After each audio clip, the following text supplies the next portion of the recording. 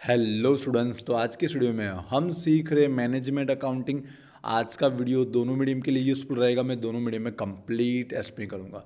जो चैप्टर हम सीख रहे उसका नाम है capital budgeting, Moody budget. Already chapter के 3 वीडियो अपलोड हो चुके।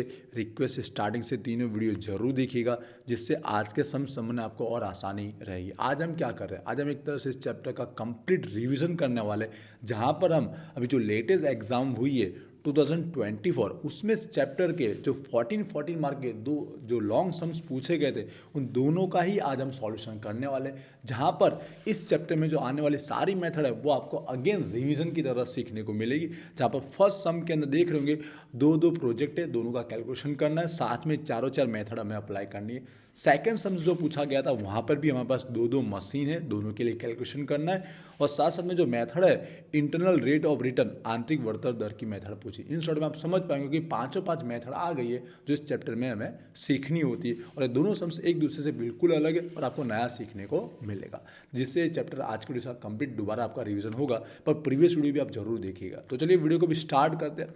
तो वीडियो थोड़ा लॉन्ग रहेगा, एंड तक जरूर देखिएगा। तो फर्स्ट सम की बात करते हैं, जहाँ पर प्रहान लिमिटेड के पास 2 प्रोजेक्ट है, एक अल्फा और एक बीटा। इंग्लिश गुजराती दोनों में आपको समझाने वाला हूँ।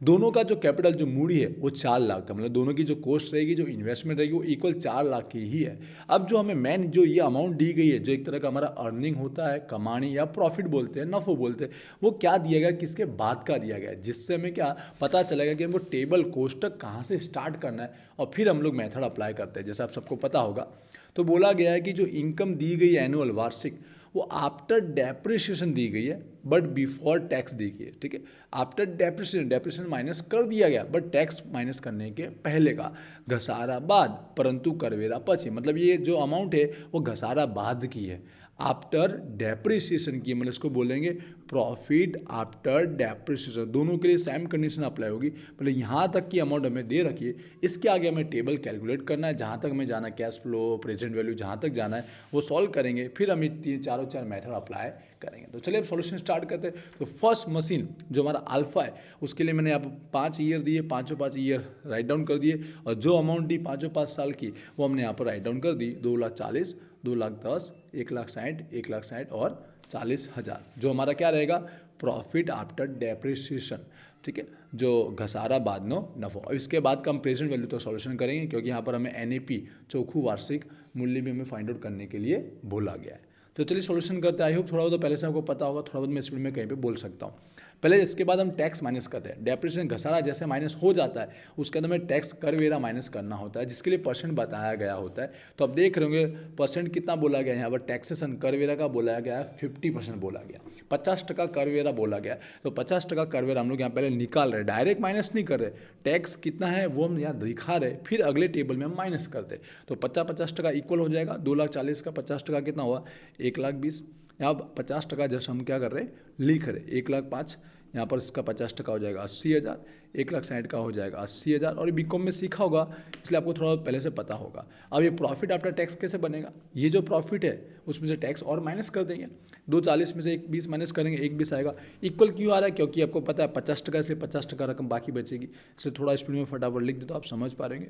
ये जो आ रहा है ये हमारा टैक्स माइनस करने के बाद का प्रॉफिट बनता है, जिसका यूज़ होता है मेथड में, इसलिए राइट होना भी बहुत ज़रूरी है।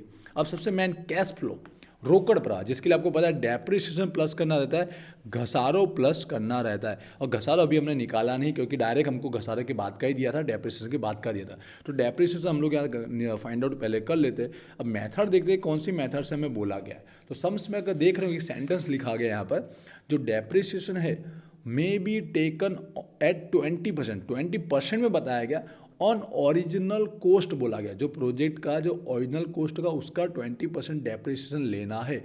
मूड पड़तर, गुजराती में लिखा होगा मूड पड़तरना 20%। अब मूड पड़तर मतलब क्या, जो इन्वेस्टमेंट किया है, जो रोकाण किया, जो मूड़ी लगाई, वो जो कितना है 4 लाख का है। ठीक है, तो 4 लाख का 20% गिनना है। ये रिटर्न डाउन घटती जती पद्धति नहीं है, क्योंकि ओरिजिनल बोला गया, मूड कीमत बोला गया, मतलब बार बार मूड कीमत का 4 लाख का ही गिनना रहेगा। इसलिए ये स्ट्रेट लाइन मेथड होगी। कौन सी मेथड बन जाएगी समझ गए होंगे, क्योंकि ओरिजिनल कोस्ट बोला गया है, इसलिए ऐसा एक सम्स प्रीवियस में भी हमने गिना हुआ था, गुजराती में बोलते सीधी लीटी पद्धति। तो यहाँ पर जो कोस्ट है प्रोजेक्ट का कितना है, वो 4 लाख है। उसका कितना परसेंट बोला गया है, 20% बोला गया। तो कितना आ जाएगा, 80,000 ये हमारा डेप्रिसिएशन आ जाएगा। डेप्रिसिएशन का कोई कॉलम नहीं है, 80,000 कहीं लिखना नहीं है, पर कैश फ्लो के लिए निकालना तो जरूरी था, हमको पता तो होना चाहिए। तो 80,000 क्या करना है, प्लस करना है। जो आफ्टर टैक्स है उसमें 80,000 प्लस कर देंगे। 1,20,000 प्लस 80 कितना हो जाएगा, 2 लाख हो जाएगा। 1,05,000 प्लस 80 1,85,000 हो जाएगा। 80 प्लस 80 1,60,000 हो जाएगा। 80 प्लस 80 1,60,000 हो जाएगा। और 20 प्लस 80 1,00,000 हो जाएगा, ठीक है। और यहाँ पर एक चीज़ और प्लस होती, अगर सम्स में हमारे पास स्क्रैप वैल्यू होती, भंगार कीमत होती, तो थोड़ा बहुत याद दिला रहा हूँ, ऐसे प्रीवियस वाले सम्स के अंदर है, यहाँ पर जो नेक्स्ट हम गिनेंगे उसमें स्क्रैप है, वो नया टॉपिक भी सीखने को मिलेगा जो मैं आपको बोल रहा हूँ, ठीक है। स्क्रैप होता तो यहाँ हमको एक्स्ट्रा प्लस करना रहता है डेप्रिसिएशन के साथ लास्ट ईयर के अंदर। चलिए अगला टॉपिक प्रेजेंट वैल्यू तो फाइंड आउट करना है। डिस्काउंट फैक्टर वटाव परिबल हमें सम्स में दिया गया होगा, जो मैं देखिए 5 साल का दे के रखा हुआ है, जो मैं फटाफट लिख देता हूँ। सेम इट इज जो दिया गया सम्स के अंदर, जो हमें दिया ही गया होगा। वैसे फाइंड आउट कैसे करते हैं उसके रिगार्डिंग भी एक वीडियो बनाया गया है। ये हमें दिया गया है प्रेजेंट वैल्यू फाइंड आउट करने के लिए, या फिर इसको डिस्काउंटेड कैश फ्लो भी बोलते हैं। इसके थ्रू जो मिलता है अमाउंट वो डिस्काउंटेड कैश फ्लो वटावेट रोकड़ प्रवाह भी बोला जाता है एमकॉम लेवल पे। इसलिए कई बार डिस्काउंटेड कैश फ्लो भी यूज़ किया जाता है वटावेल रोकड़ प्रवाह। बट हम प्रेजेंट वैल्यू वर्तमान मूल्य करके ही टेबल बनाएंगे। क्या करना था, जो कैश फ्लो आया है जो रोकड़ प्रवाह उसका मल्टीप्लिकेशन करना है, जो वटाव जो डिस्काउंट फैक्टर है उससे मल्टीप्लिकेशन करना है। 2 लाख इंटू में 0.909, तो जो आ रहा, आप अगर पॉइंट में आ रहा तो उसको राउंड फिगर आप करना जानते ही होंगे, या पॉइंट में लिख सकते हो। लास्ट में टोटल हमारा सेम इट इज होना चाहिए। तो मैं डायरेक्ट मल्टीप्लिकेशन करके जो अमाउंट आ रही है वो लिख रहा हूँ, जिससे थोड़ा बहुत टाइम से होगा और इतना नॉर्मल आप लोग को आता रहेगा इसके लिए, क्योंकि बीकॉम लेवल में भी आपने सम सीखा हुआ है और एमकॉम में भी ये चैप्टर आया हुआ है इसके लिए। तो इस तरह से देखिए टेबल हमारा कंप्लीट हो चुका है, मतलब ये समझ सकते हो 90% काम हो चुका है, जो बहुत ईजी और फटाफट कर सकते हो। 5 मिनट का काम है अगर आपको पहले से आता है तो। अब टोटल करना है प्रेजेंट वैल्यू को, तो आपको टोटल करना ही है। जो लास्ट टेबल है वर्तमान मूल्य का, जो टोटल आएगा 6,26,150 है। बाकी किसी का भी जरूरत पड़ेगा वो सम्स की मेथड पे डिपेंड करता है। टेबल हो चुका है कंप्लीट। अब स्टार्ट करते हैं, जो मेथड हमें मांगी गई है उसकी बात करते हैं।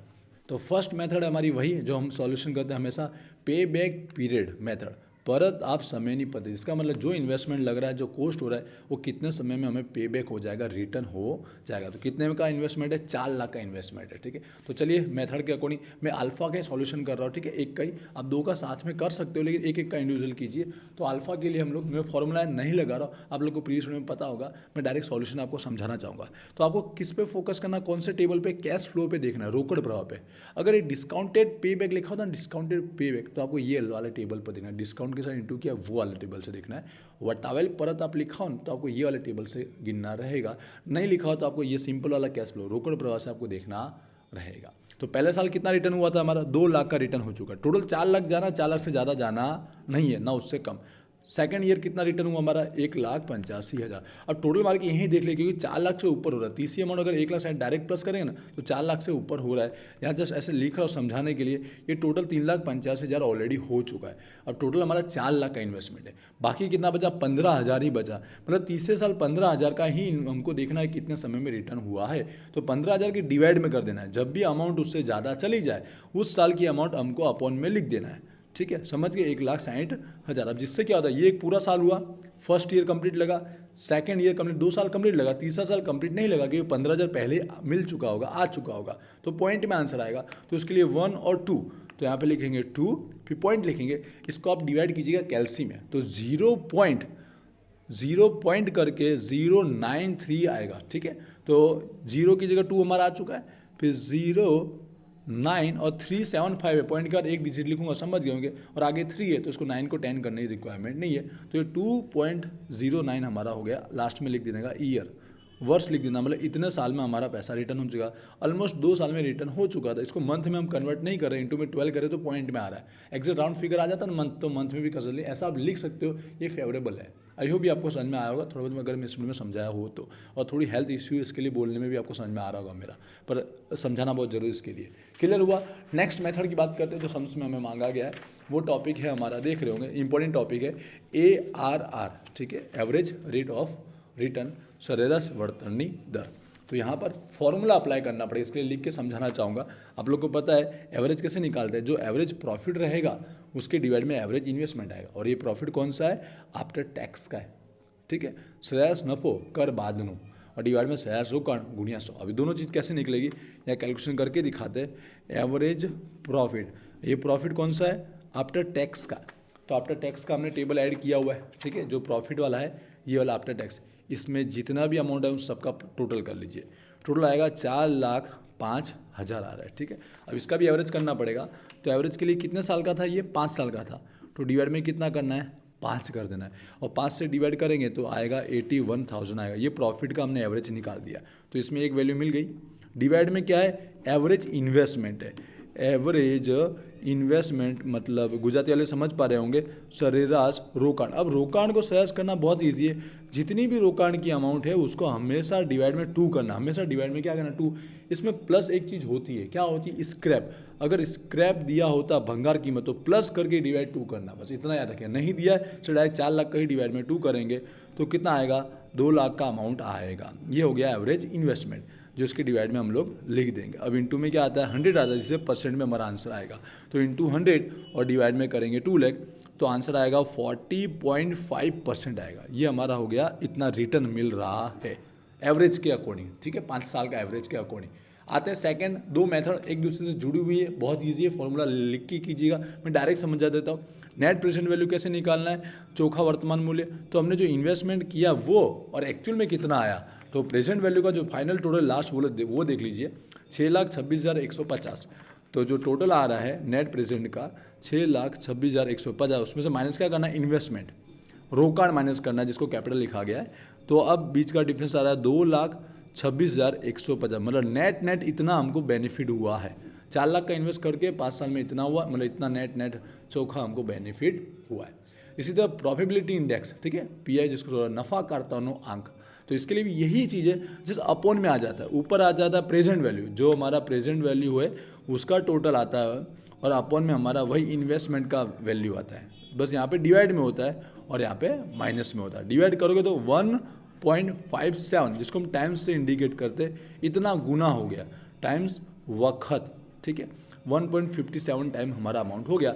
मतलब देखिए एक गुने से आधा 50% इंक्रीज हो चुका है, ऐसा हम समझ सकते हैं। तो चार मेथड यहाँ पे कंप्लीट हुई। आई होप आपको समझ में आएगा, थोड़ा बहुत मैंने कहीं स्पीड में समझाया हो सकता है, आपको समझ में आया होगा। अभी सम्स कंप्लीट नहीं हुआ, ये फर्स्ट वाला, क्योंकि यहाँ पे सेकंड के लिए भी बीटा के लिए भी हमको सॉल्व करना है, और बीटा का सॉल्व करने का हमको सजेशन देना है कि इन मेथड के अकॉर्डिंग कौन सा प्रोजेक्ट जो है ज़्यादा सूटेबल रहेगा वो बताना है। तो सेकंड का मैं सॉल्यूशन नहीं करूँगी, आप इजी तरह बिल्कुल सेम इट इज आपको करना है, यही टेबल बनाना है, ऐसे सॉल्यूशन करना हो जो आप कर लोगे। प्रीवियस इतने सम्स भी अपलोड हुए तो डायरेक्ट मैं सॉल्यूशन करके रखा हुआ है, जिससे आपको पता रहेगा, आप चेक भी कर पाओगे आपका आंसर राइट है या रॉन्ग है। टेबल आई हो आप देख लीजिएगा पहले, फिर हम बात करते हैं जो आंसर आ रहे हैं। चारों मेथड के ये आंसर लिख दिए, ये बीटा के लिए जो हमारे आंसर आ रहे हैं चारों मेथड। अब जस्ट हम कंपेयर करके बता देते हैं कि कौन सी मेथड के अकॉर्डिंग कौन सा प्रोजेक्ट सिलेक्ट करना चाहिए।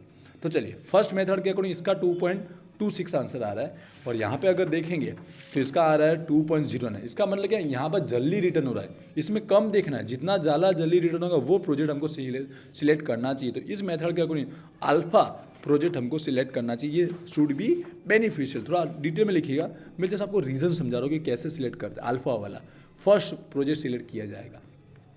सेकेंड ARR यहाँ कितना 35% हो रहा है, राइट है, और इसमें हमने AR निकाला, ठीक है, अल्फा का, तो कितना है 40.5, मतलब ये ज़्यादा है, इसमें परसेंट ज़्यादा होना चाहिए, ज़्यादा रिटर्न आ रहा है, ठीक है, 40% मिल रहा है और या 35% मिल रहा है, तो इसके अकॉर्डिंग भी फर्स्ट प्रोजेक्ट अल्फा वाला ए समझो, ये सिलेक्ट हमको करना चाहिए।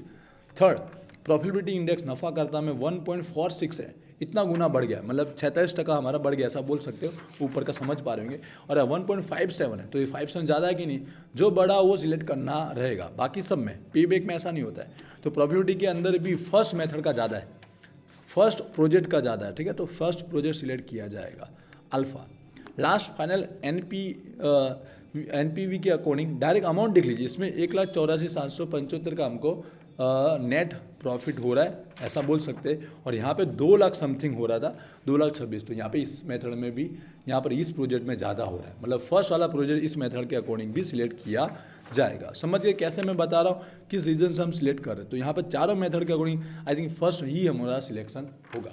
अब ये बोल सकते हैं कि फर्स्ट सम्स हमारा कंप्लीट हुआ। दोनों मशीन के लिए आपको कैलकुलेशन करना था, दोनों प्रोजेक्ट के लिए दोनों मेथड का अप्लाई करना है, आंसर लाना है, फिर इनको सजेशन देना है कि कौन सा प्रोजेक्ट कौन सी मेथड के अकॉर्डिंग हमारे लिए बेस्ट रहेगा। तो आई होप इस तरह से ये फर्स्ट सम कंप्लीट हुआ है, आपको इजीली समझ में आया होगा और ऐसे वीडियो भी अपलोड हुए जरूर देखिएगा। अब बढ़ते हैं हम नेक्स्ट सम्स की ओर। तो अब हम सेकंड सम का सॉल्यूशन करेंगे। तो पहले थोड़ा पढ़ लेते हैं, फिर हम सॉल्यूशन स्टार्ट कर लेते हैं। नूपो लिमिटेड कंपनी चाहती है कि वो एक मशीन परचेस करना है, जहाँ पर उनके पास ये दो मशीन के ऑप्शन है। अभी दो मशीन में से कौन सी परचेस करनी है वो हमें सजेशन देना है इन दो मेथड को अप्लाई करने के अकॉर्डिंग, कि कौन सी मेथड के अकॉर्डिंग कौन सा मशीन उनके लिए बेस्ट रहेगा। तो यहाँ पर सबसे पहले सॉल्यूशन स्टार्ट करते हैं। तो पहले टेबल की बात कर लेते हैं। तो हमें जो इनकम दी गई है, जो हमें आवक दी गई है, वो कहाँ से दी गई, स्टार्टिंग की है, मिडल की है, कहाँ की है। तो लिखा गया है जो इनकम है वो before depreciation and income tax दोनों माइनस करने के पहले का, बिफोर डेब एंड बिफोर टैक्स, एकदम स्टार्टिंग का हुआ। गुजराती में घसारा अने करवेरा पहला नहीं कमाने, दोनों माइनस करने के पहले का। तो पहले हम मशीन ए का सॉल्यूशन करेंगे, उसी तरह मशीन बी का भी सॉल्यूशन होगा। मशीन ए के लिए याद रखिए 5 साल का इनकम दिया गया है, क्योंकि मशीन बी के लिए 4 साल का ही दिया गया, तो इसके लिए 4 साल का ही सॉल्यूशन करना है। तो मशीन ए का पहले सॉल्यूशन करेंगे। तो जितनी भी इनकम दी है 5 साल के हम लोग यहाँ राइट डाउन कर देंगे। स्टार्टिंग में 5 साल लिख दिए और जो प्रॉफिट जो नफो दिया वो हमने 5 साल का लिख दिया। अब इसका हम पहले टेबल रेडी कर लेते हैं, फिर हम दोनों मेथड अप्लाई करना सीखेंगे। तो सबसे पहले जैसे मैं पता कि दोनों माइनस करने के पहले का एकदम स्टार्टिंग का, डेप भी माइनस करने के पहले का और टैक्स भी माइनस करने के पहले का, मतलब एकदम स्टार्टिंग का होगा। तो पहले डेप्रिसिएशन घसारो माइनस करेंगे। तो डेप्रिसिएशन के लिए हम यहाँ पहले फॉर्मूला अप्लाई करेंगे और कौन सी मेथड बोला गया है। तो सबसे पहले देखेंगे कि इन्वेस्टमेंट कितना है। तो ये जो पहला जो टेबल है इसमें हमें सब इन्फॉर्मेशन दी गई है। मशीन ए जो है उसकी प्राइस कितनी, खरीद कीमत कितनी, 4,20,000, बट साथ साथ में उसका गोठवण और खर्च, मतलब जो इरेक्शन जो एक्सपेंस हुआ है, एक्स्ट्रा जो भी एक्सपेंस हुए होंगे उसको लाने के या उसको सेट करने के, तो वो भी इसी में ऐड हो जाते हैं। वो टोटल इन्वेस्टमेंट बन जाता है, टोटल कॉस्ट बन जाता है। तो 4,20,000 प्लस 10, तो 4,30,000 हमारा क्या होगा, इन्वेस्टमेंट होगा। साथ साथ में भंगार स्क्रैप वैल्यू भी दी गई है जो है यहाँ पर 30,000, और कितने ईयर तक की है, 5 साल के लिए। बाकी हमें टैक्स दिया गया है और हमें ये एक्सपेक्टेड ROI दिया गया। तो यहाँ पर घसारो निकालने के लिए समझ गए। तो टोटल इन्वेस्टमेंट कितना होगा, 4,30,000 होगा, जिसमें हमने 10,000 क्या किया है, वो खर्चा भी हमने प्लस किया। याद रखिए खर्चा प्लस करने के साथ ही इन्वेस्टमेंट माना जाएगा। टोटल हमारा 4,30,000, जिसमें से घसारो भी, सॉरी भंगार कीमत भी दिया गया है, स्क्रैप वैल्यू वो हम माइनस करेंगे, माइनस स्क्रैप वैल्यू, डिवाइड में कितने साल के लिए, 5 साल के लिए। तो यहाँ कितना आ जाएगा, 4 लाख डिवाइड में 5, तो घसारा आ जाएगा 80,000, जो हर साल क्या होगा, इक्वल रहेगा स्ट्रेट लाइन मेथड के अकॉर्डिंग। क्लियर हुआ। तो यहाँ पर हम डेप्रिसिएशन लिखना है, हमें माइनस नहीं करना है, जस्ट डेप्रिसिएशन जो हमने निकाला है वो लिख के हमें बताना है। तो हर साल के लिए हम लोग 80,000 राइट डाउन करेंगे। अब आगे नेक्स्ट टेबल के अंदर हमें क्या करना है, घसारा माइनस करना है। ये जो प्रॉफिट है उसमें से डेप्रिसिएशन क्या करेंगे, माइनस करेंगे। तो माइनस कर देंगे, थोड़ा बहुत मैं स्टूडेंट में लिख सकता हूँ, आप लोग को पता होगा इसके लिए। एक साइड -80, तो यहाँ पर हो जाएगा 80,000, यहाँ पे आएगा 2 लाख, यहाँ पर आ जाएगा 1,60,000, यहाँ पे होगा 1,40,000। ये हो गया डेप्रिसिएशन माइनस करने के बाद का प्रॉफिट। अब बात करते हैं टैक्सेशन। तो टैक्स देखते हैं कितना परसेंट बोला गया है, 50% बोला गया। फर्स्ट मशीन क्या सोल्व कर रहे हैं तो इसी की इन्फॉर्मेशन देखनी है। 50% बोला गया, तो 50% हम निकालेंगे। टैक्स का कॉलम में मतलब टैक्स निकाल के रखना है। तो जो प्रॉफिट आया है इसके पहले का, उसी का 50% निकालना है, स्टार्टिंग का नहीं करना है। तो 1,20,000 का 50% कितना हो गया, 60,000। इसी तरह बाकी सबका भी राइट डाउन कर देता हूँ थोड़ा बहुत टाइम सेव करने के लिए। यहाँ पर हो गया 1 लाख, यहाँ पर हो गया 80,000, यहाँ पर आएगा 70,000। अब आएगा ये प्रॉफिट आफ्टर टैक्स। ये टैक्स हम क्या कर देंगे, इस प्रॉफिट में से माइनस कर देंगे। जो डेप्रिसिएशन माइनस करने के बाद आया है उसी में से टैक्स भी और माइनस हो जाएगा। 50-50 इसलिए इक्वल मिलने वाला है। 1,20 माइनस 60 करेंगे तो यहाँ पर 60,000 आएगा। 80 माइनस 40 करेंगे तो यहाँ पर 40,000 आएगा। 2 लाख माइनस 1 लाख करेंगे तो 1 लाख आएगा। 1,60,000 माइनस 80 करेंगे तो 80,000 आएगा। 1,40 में 70 माइनस करेंगे तो 70,000 आएगा। ठीक है, प्रॉफिट आफ्टर टैक्स हमारा हो चुका। अब मेन कैश फ्लो, रोकड़ प्रवाह, जिसके लिए डेप्रिसिएशन अगेन क्या करना है, प्लस करना था। डेप्रिसिएशन कितना, 80,000, हर साल इक्वल ही है, तो हर एक में 80,000 क्या कर देंगे, प्लस कर देंगे। 60,000 प्लस 80,000 कितना हो गया, 1,40,000। 40,000 प्लस 80,000 1,20,000। 1 लाख प्लस 80,000 1,80,000। 80 प्लस 80 1,60,000। समझ में आ रहा है सर, डेप्रिसिएशन प्लस कर रहे हैं। 70 प्लस 80,000 1,50,000 हो रहा है। 70 प्लस 80 1,50,000 प्लस प्लस क्या होने वाला है, एक्स्ट्रा इसमें प्लस होगा हमारा जो स्क्रैप दिया गया था। कितना दिया गया, 30,000 दिया गया था। जो लास्ट ईयर में जाकर हमको स्क्रैप प्लस करना था, जैसे फर्स्ट सम के समय मैंने आपको बोला था लास्ट ईयर में स्क्रैप अगर हो तो आपको प्लस कर देना है। पहले हमने 70,000 प्लस डेप्रिसिएशन किया तो 1,50,000 हुआ, प्लस 30,000 का स्क्रैप, तो हमारा हो जाएगा टोटल 1,80,000 इस साल का प्रॉफिट कैश फ्लो हो जाएगा। आई होप ये आपको क्लियर लास्ट वाले में समझ में आया होगा। टेबल हमारा अभी कंप्लीट हुआ नहीं, क्योंकि यहाँ पर कैश फ्लो तक तो हम पहुँच गए, लेकिन हमें क्या फाइंड आउट करना है, आंतरिक वर्तनोदर, ठीक है, इंटरनल रेट ऑफ रिटर्न, जिसके लिए ये जो वटा परिबळ दिए गए इंटरनल रेट ऑफ के लिए वटा परिबळ जो डिस्काउंट फैक्टर दिए गए 12%, 15%, 20%, 25%, इन चारों का प्रेजेंट वैल्यू निकालना पड़ेगा। जितने भी दिए, चार दिए तो चारों चार का प्रेजेंट वैल्यू निकालना पड़ेगा। तो टेबल आप आगे कैरी फॉरवर्ड कर सकते हो, अगर आपके पास स्पेस हो तो, ना हो तो आप नए पेज पर इस तरह आप कर सकते हो, जहाँ पर मैंने 12%, 15%, 20% और 25% चारों के लिए उसका डिस्काउंट फैक्टर लिखा हुआ है। सेम इट इज उसका बेस पर प्रेजेंट वैल्यू उसका फाइंड आउट कर लेंगे। तो अगेन कैश फ्लो की अमाउंट एक बार पहली बार दोबारा लिख देते हैं हम लोग। जो रोकड़ प्रवाह हमने कैश फ्लो निकाला वो हम लोग आगे के टेबल से कैरी फॉरवर्ड कर देते हैं। जो जो अमाउंट थी वो आगे हम लिख देते हैं, जिससे हम अलग से मल्टीप्लिकेशन अच्छे से कर पाए। कैश फ्लो हमारा आया था 1,40,000, 1,20,000, 1,80,000, 1,60,000 और था हमारा 1,80,000। अब देखिए 12% का जो डिस्काउंट फैक्टर वो राइट डाउन कर दिया, इसके बेस पर उसका प्रेजेंट वैल्यू आएगा। इसी तरह 15% का डिस्काउंट फैक्टर राइट डाउन किया, उसके बेस पर उसका प्रेजेंट वैल्यू आएगा। तो चारों का हमें निकालना रहेगा। फिर हम फॉर्मूला अप्लाई करेंगे जो आंतरिक वर्तन दर का इंटरनल रेट ऑफ रिटर्न का होता है, जो कैसे होता है हम समझेंगे। तो चलिए क्या करना है, सिंपल सी बात है, प्रेजेंट वैल्यू के लिए आप लोगों को पता है, चाहे एक का हो कि चार का हो, काम वही करना, हमको मल्टीप्लिकेशन करना होता है। जो डिस्काउंट फैक्टर है उसका साथ मल्टीप्लिकेशन कीजिएगा, कैश फ्लो का ही करना है, ठीक है। 1,40,000 इंटू में 0.893 करेंगे, ठीक है। जो अमाउंट आई मैं राइट डाउन कर दिया थोड़ा टाइम सेव करने के लिए। इसी तरह बाकी सब का भी मैं मल्टीप्लिकेशन कर देता हूँ। सिंपल सी बात है, जो भी डिस्काउंट फैक्टर है उसका मल्टीप्लिकेशन करके उसका प्रेजेंट वैल्यू हम लोग फाइंड आउट कर रहे हैं। ये हो गया हमारा फर्स्ट 12% के अकॉर्डिंग का, ठीक है। इसी तरह 50% का जो डिस्काउंट फैक्टर है उसका मल्टीप्लिकेशन करेंगे अगेन कैश फ्लो से, तो उसका प्रेजेंट वैल्यू आ जाएगा। मल्टीप्लिकेशन करके जो अमाउंट आ रही है मैं यहाँ राइट डाउन कर देता हूँ। आप कैलसी में जरूर देखिएगा, टाइम सेव करने के लिए मैं आपको रीड नहीं कर रहा हूँ, जस्ट आपको एक्सप्लेन कर रहा हूँ जो प्रोसेस है वो हमें कैसे करनी रहेगी। इसी तरह ये हमारा 15% का भी हो चुका है। एंटर दिखेगा, सम सभी कंप्लीट हुआ नहीं है।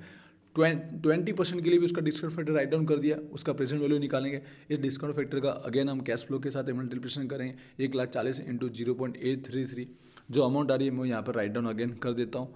सभी की सभी ईयर की जो अमाउंट आ रही है ये हम सॉल्व कर रहे हैं 20% के लिए।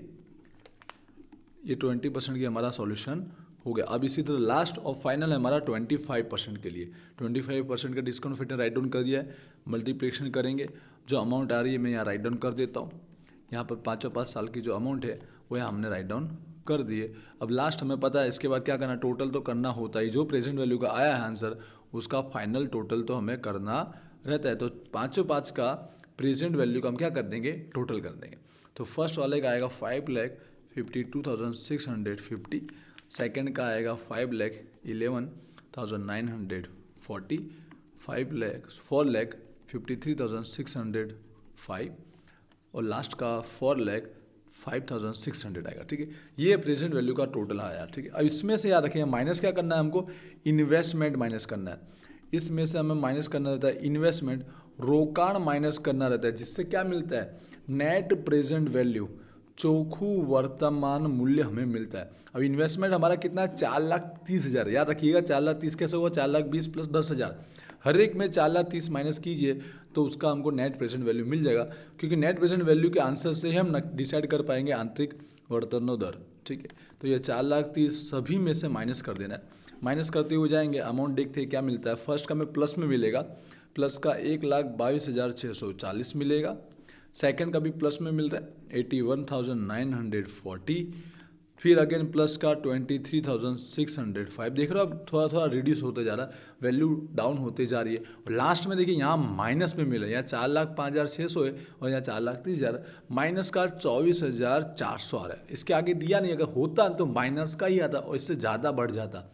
माइनस में और चला जाता है, ठीक है। ऐसा ही होता है हमेशा, जैसे वटा बढ़ता जाता है वैसे वैसे आंसर हमारा ऐसा ही आता रहता है। अब इसके बेस पर जो आंसर है, इसके बेस पर हमारा डिसाइड होगा कि इस फॉर्मूले में ए कौन है, बी कौन है, सी और डी। वैसे आपने सब सीखा हो तो आप लोगों को पता होगा, पर मैं शॉर्टकट में अगर बता दूं आपको, तो जहां माइनस का पहला आंसर आया, ठीक, अगर आगे होता तो माइनस का सेकेंड आंसर भी हमको मिलता है, बट पहला जो माइनस का आंसर आया वो, और जस्ट उससे पहले प्लस का एक आंसर होगा, ठीक है। एनपीवी को चेक कर रहे, ठीक है, नेट प्रेजेंट वैल्यू के बेस पर चेक कर रहे, जो माइनस का आया जस्ट उसके पहले का, इन दोनों के बेस पर सॉल्व होगा। इन दोनों को ही हमको कंसाइडर ध्यान देना है। इन दोनों में सब ए कौन होगा, बी कौन होगा, सी कौन होगा, डी कौन होगा। तो याद रखिएगा, जो पहला जो प्लस वाला है इससे जस्ट पहले, उसका जो डिस्काउंट फैक्टर होगा वो हमारा ए होता है। क्या होता है? ए होता है। और जो माइनस वाले का है वो हमारा बी होता है, ठीक है। और ए का जो हमारा एनपीवी है, ठीक है, जो प्लस वधार वाला, वो हमारा सी होता है। और ये 25% बी वाले का जो होता है वो हमारा डी होता है, जो माइनस में आ रहा होता है। आई होप ये आपको ABCD पता चला होगा। जस्ट याद रखिएगा, माइनस और उससे जस्ट पहले का, मतलब माइनस आने के पहले का जो मिनिमम प्लस वाला सल प्लस होगा, वधार होगा वो, और जस्ट पहले का जो माइनस हुआ, जो लॉस आया वो, इन दोनों को ध्यान में देना है। इसमें जो छोटा होगा वटादर वो ए होता है, जो बड़ा होता है वो बी होता है, और ए का जो सल प्लस होता है वो सी होता है, और बी का जो लॉस में आता है माइनस में वो उसका डी होता है। अब फॉर्मूले में हम आंसर राइट डाउन करके सॉल्यूशन कर लेते हैं। फॉर्मूला कुछ ऐसा होता है, यहाँ पर ए होता है और बी माइनस ए होता है, ये वटादर हो गए। यहाँ पर सी अपन में सी प्लस डी होता है। ये मतलब हमारा कितना था? 20%। परसेंट लिखने की जरूरत नहीं है, लास्ट में आंसर परसेंट में आएगा। यहाँ पर बी माइनस ए है, बी कितना था? 25 माइनस 20। अब यहाँ पर सी मतलब ए का जो आंसर आया था वो, तो ए का कितना आया था? 23,605 आया था, 23,605 आया था। और नीचे सी का अगेन वही का भी अमाउंट हमें लिख देनी है, और यहाँ पे प्लस ही होगा हमेशा। क्या होगा? हमेशा प्लस ही करना। डी का आंसर माइनस में ही होगा, बट उसको प्लस ही करना, क्योंकि वहाँ पहले फॉर्मूला माइनस होता है और ये माइनस होता है, इसलिए पहले से फॉर्मूला में प्लस कर दिया गया है। हमेशा प्लस का ही साइन इसलिए रखा जाता है, ठीक है। माइनस को कंसिडर मत कीजिएगा, जो है उसे प्लस में ही लिखिएगा। 24,400। आई होप ये सारी अमाउंट आपको समझ में आई, कैसे हमने फिलअप किए। सॉल्यूशन करते तो 20 ऐसा कैसा, लास्ट तक ऐसे कैसा रखिएगा।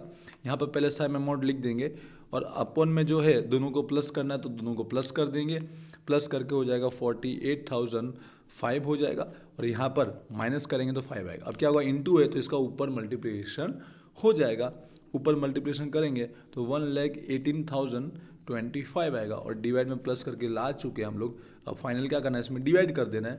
डिवाइड करेंगे तो हमको मिलेगा 2.46 मिलेगा, और फाइनल प्लस अब कीजिए तो 22.46 आएगा। ये हमारा परसेंट में समझ सकते हो, 22.46 ये हमारा आया IRR, internal rate of return, आंतरिक वर्तनोदर, ए वाले प्रोजेक्ट। आई होप ये कंप्लीट आपको सॉल्यूशन समझ में आया होगा।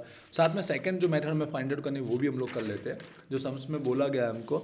प्रॉफिटेबिलिटी इंडेक्स, नफ़ा कार्तन होगा, ये किसके लिए सॉल्व करना है? कौन से परसेंट का?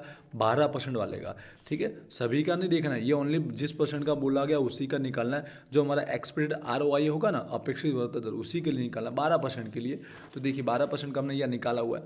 प्रेजेंट वैल्यू का टोटल देख लीजिए कितना, ये फॉर्मूला आपको याद होगा PI का कैसे सॉल्व करता है, इससे पहले वाले सम्स में मैंने अभी समझाया था, ठीक है। यहाँ सॉल्यूशन कर लेता हूँ। शॉर्टकट है प्रॉफिटेबिलिटी इंडेक्स के लिए, जो टोटल आया है प्रेजेंट वैल्यू का, जो प्रेजेंट वैल्यू का टोटल आया है वो अमाउंट जो हमारी 5,52,640, और डिवाइड में जो हमारा कैश फ्लो होता है, सॉरी जो हमारा इन्वेस्टमेंट होता है, इन्वेस्टमेंट रोकान होता है 4,30,000, उसका डिवाइड करते हैं, और डिवाइड करेंगे तो आंसर आएगा 1.29 टाइम आएगा। ये हमारा हो गया प्रॉफिटेबिलिटी इंडेक्स, ठीक है, नफ़ा कर्तानो अंक। आई होप ये आपको समझ में आया होगा। अब ये फर्स्ट प्रोजेक्ट ए का सॉल्यूशन हो गया।